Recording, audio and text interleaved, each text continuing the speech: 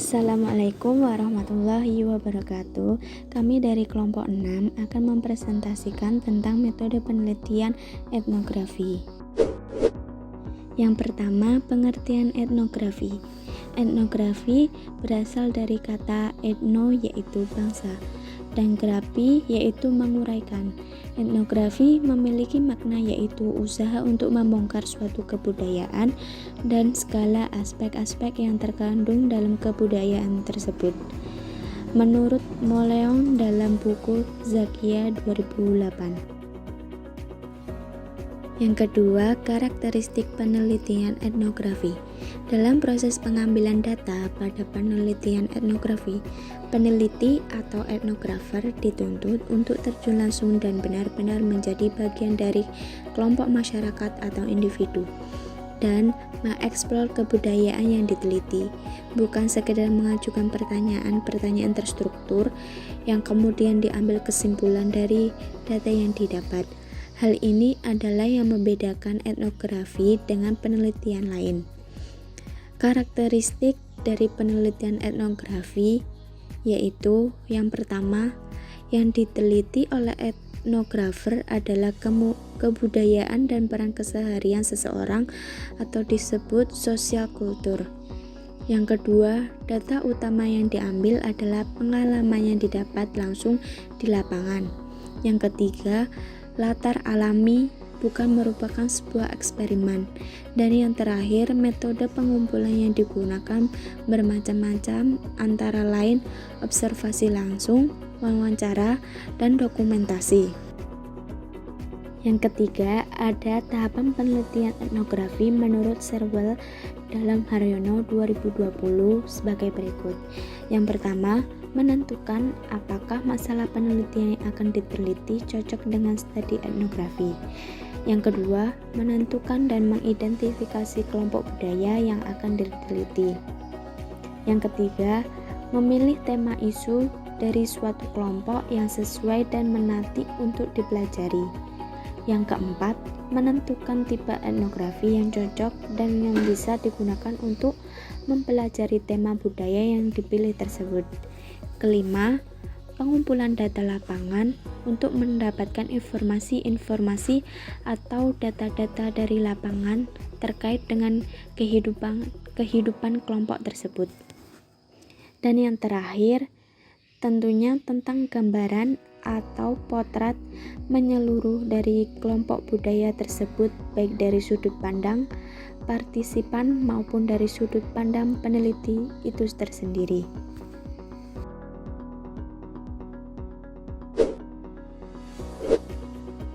Jenis-jenis penelitian etnografi. Ada beberapa jenis penelitian etnografi menurut Serwell dalam buku Haryono 2020.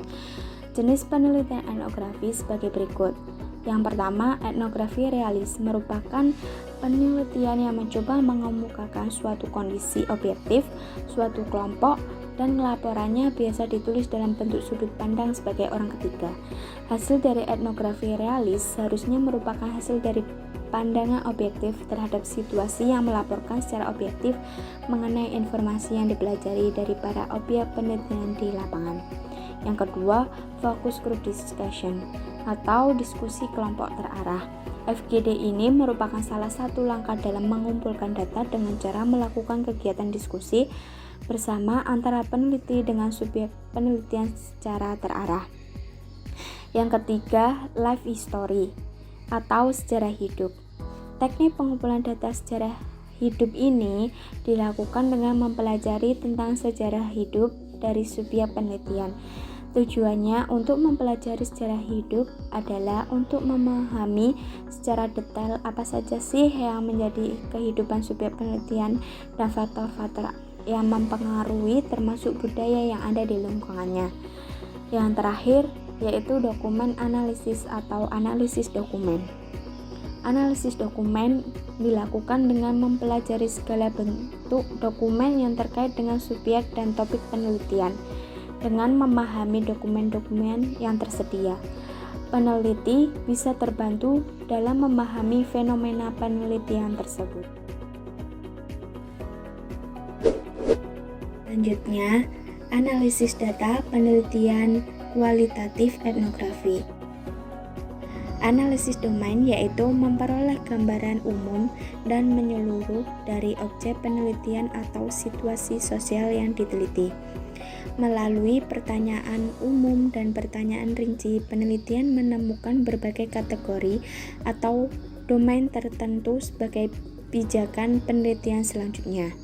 Yang kedua, analisis taksonomi yaitu menjabarkan domain-domain yang dipilih menjadi lebih rinci untuk mengetahui struktur internalnya.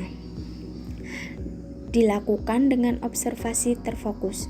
Analisis terhadap keseluruhan data yang terkumpul berdasarkan domain yang telah ditetapkan. Dengan demikian domain yang telah ditetapkan menjadi cover term oleh peneliti dapat diurai secara rinci dan mendalam melalui analisis taksonomi ini.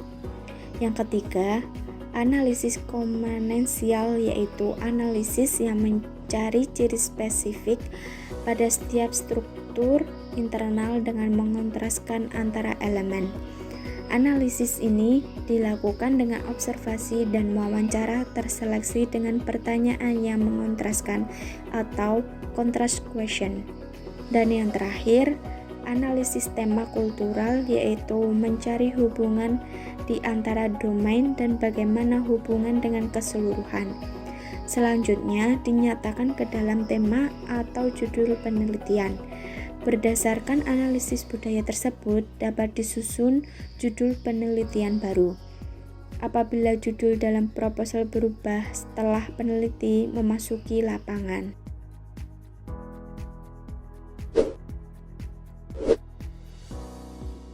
Yang terakhir yaitu contoh dari penelitian etnografi. Etnografi dalam pembelajaran bahasa Inggris. Ada beberapa model penelitian etnografi yang dilakukan sang peneliti-peneliti sebelumnya. Salah satunya diambil menurut penelitian etnografi karya Arif Rahman yang berjudul Strategi Komunikasi dalam Pembelajaran Bahasa Inggris, penelitian etnografi dalam Sekolah Internasional Alsco BSD City. Tujuan dari penelitian tadi buat menelaah taktik komunikasi pada pembelajaran bahasa Inggris sang anak didik dalam sekolah menengah pertama Internasional Alsco BSD City. Terdapat 27 anak didik sekolah menengah pertama kelas 8 program internasional Alsco BSD City Kota Tangerang Selatan menjadi subjek penelitian.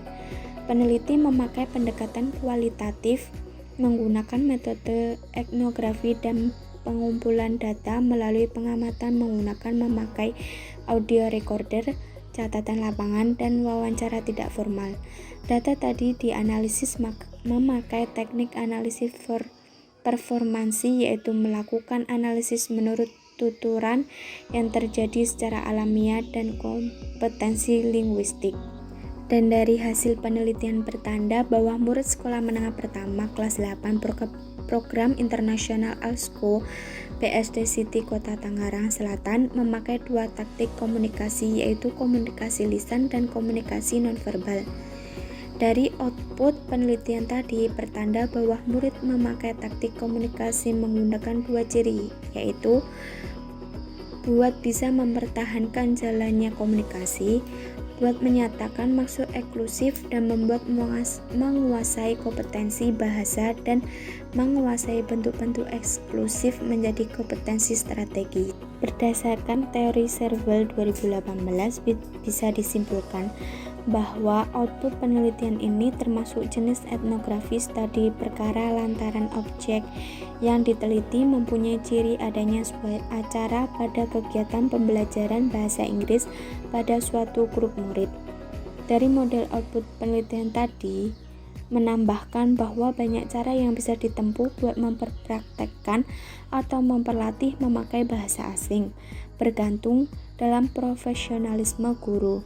Buat konteks pendidikan formal dan motivasi dan taktik pembelajaran sendiri pada menggali cara-cara yang dievaluasi paling mangkus bagi dirinya. Cukup sekian dari presentasi kelompok kami, kurang lebihnya mohon maaf. Wassalamualaikum warahmatullahi wabarakatuh.